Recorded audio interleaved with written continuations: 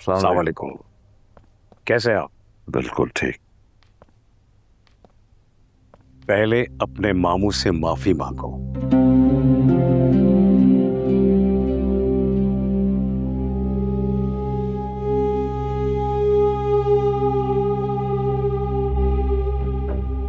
बच्चा है, माफ करना।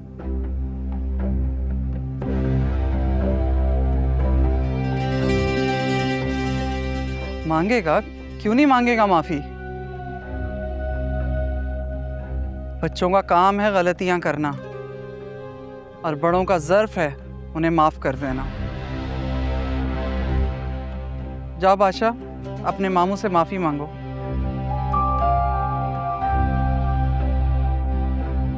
जीप जबरदस्ती आई है।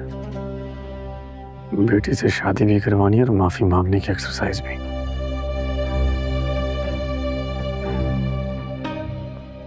ऐसे तो नहीं, मुझे इस खानदान की रवायात और इस खानदान से नफरत है।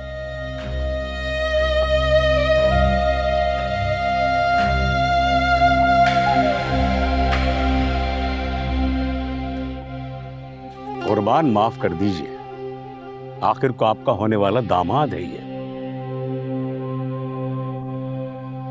बादशाह, मामू के पास से उठना नहीं जब तक माफ ना कर दें।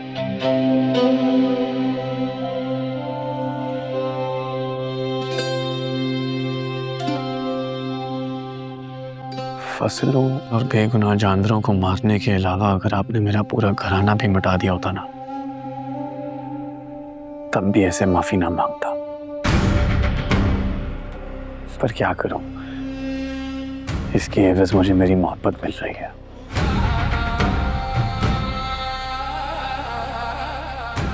मुझे माफ कर दे मामू।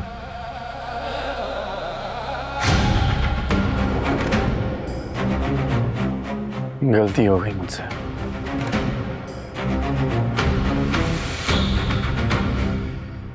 वाह भाई मुर्ग, तुम तो बड़े खुशकिस्मत हो।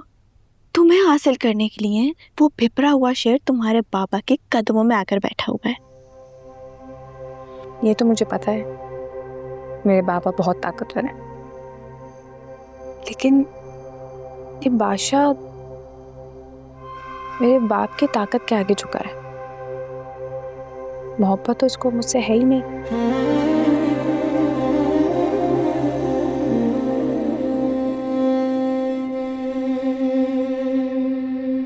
मैंने डॉक्टर गुलाम को आपका पैगाम और आपके दिए हुए पैसे पहुंचा दिए हैं। वो थोड़ी देर में सुंदरी बीबी के नंबर पर आपसे राब्ता करेंगे। ठीक है बुआ, मैं आपको थोड़ी देर में बताती हूँ कि आगे क्या करना है। जी, आप बिल्कुल बेफिक्र हो जाए। आप फिक्र नहीं करना। हेलो सुंदरी, मैं गुलाम, मैं आ रहा हूँ तुम्हें लेने के लिए। गुलाम बेटा, मैं अम्मा पप्पू बोल रही हूँ। अम्मा पप्पू, सुंदरी कहाँ है? देखो, तुम मेरी बात ध्यान से सुनो। जैसा मैं कह रही हूँ वैसा ही करो।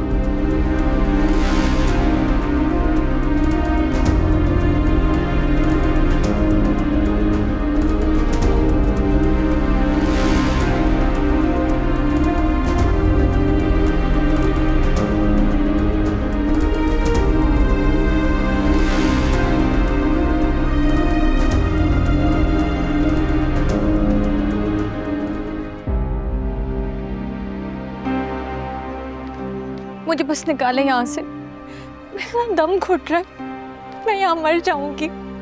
मुझे ना बाबा ने बहुत आजादी से पाला है, मैं यहाँ इस कैद में नहीं रह सकती।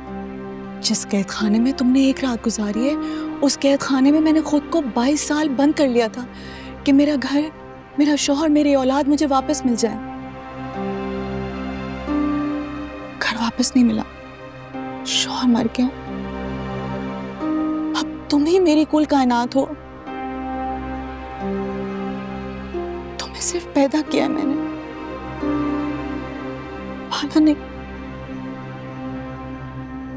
अब मैं अपनी कायनात को उजड़ने नहीं दूंगी। मुझ पे भरोसा करो, अपने पापा की खातिर।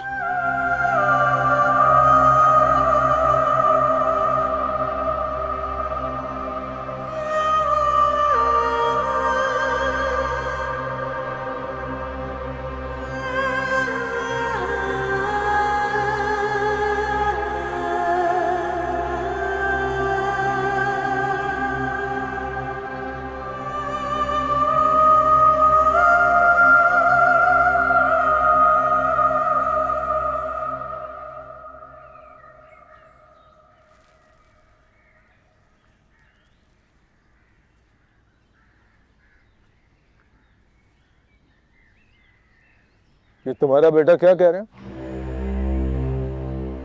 कौन सी बात मनवा कर लाए हो उसे?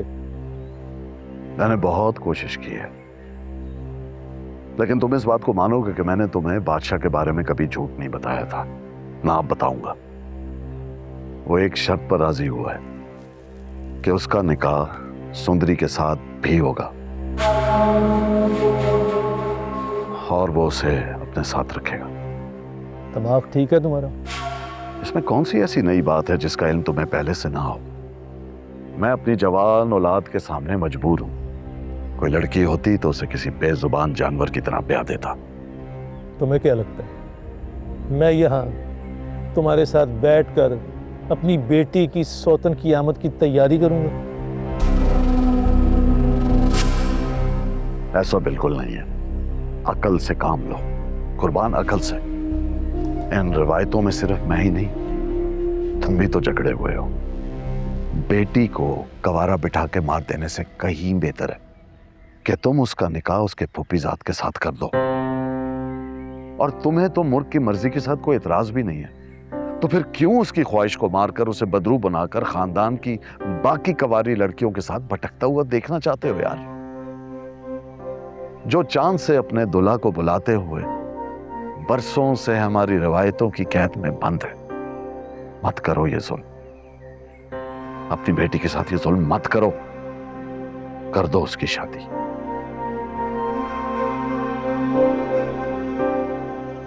रहा सवाल सुंदरी का, उससे मेरा जो भी रिश्ता सही, लेकिन मैं तुम्हें वादा देता हूं कि मैं उसको कभी भी खानदान की बहू तस्लीम नहीं करूंगा। बादशाह का क्या है, मर्द जात है, आखिर किसी ना किसी दिन तो थक जाएगा। वो शहर में रहेगी। देखो, ना बादशाह इंजीनियर है ना डॉक्टर, ये जिम्मेदारी तो उसका जरिया माश है। यहीं से इलेक्शन लड़के मिनिस्टर बना है, घर बसेगा, औलाद होगी, उसकी जड़ें यहीं हैं। हम सदियों से यहां आबाद। कम से कम इस खानदान की एक बेटी तो अपने घर की होगी ना। And you know I am right.